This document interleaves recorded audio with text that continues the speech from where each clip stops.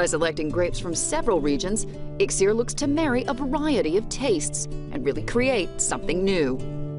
These are now 5 years old. This year is a very good crop. We had fantastic weather and good winter, and you can see the grapes and the fruit growing all over. So we expect really a very good year this year. And by combining their winemaking, aging, and bottling into one eco-friendly facility, ICSIR offers visitors the experience of a working winery alongside an award-winning restaurant and events facility. For the founders, it's a natural outgrowth of what Lebanon has to offer.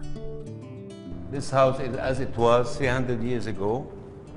You know, it was only a weekend house because the owners, the Bitar, would only come over the weekends to see their people and their farmers and collect the dime to pay to the Turks, the Ottomans.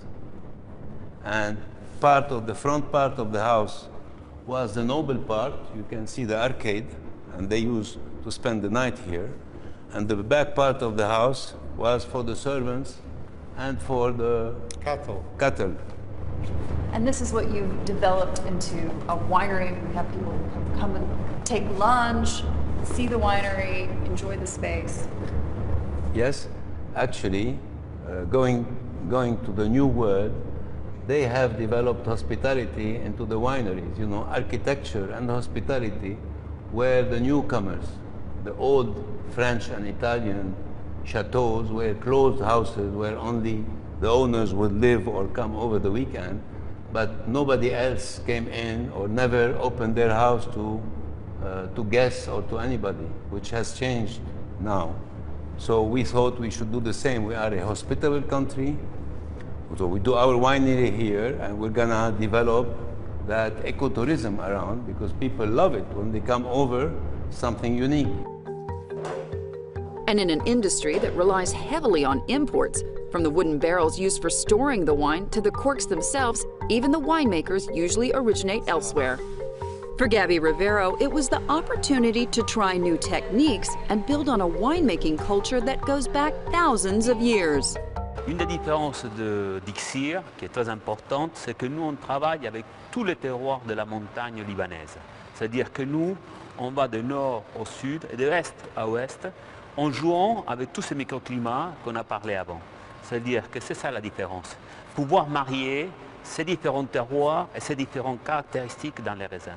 Nous, notre travail principal, c'est la recherche des nouveaux terroirs et avec des expressions différentes qui peuvent donner notre vin.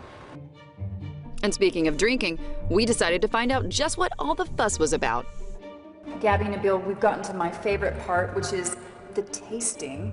Tell me a little bit about the wine we're going to taste.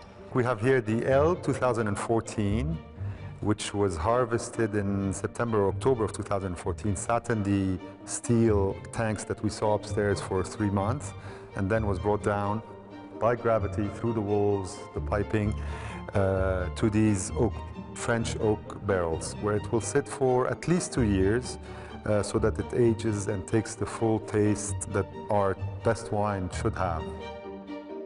It's going to grab your whole mouth, so the tannins are going to be quite strong because of the aging process, but right away you can see that the red fruit.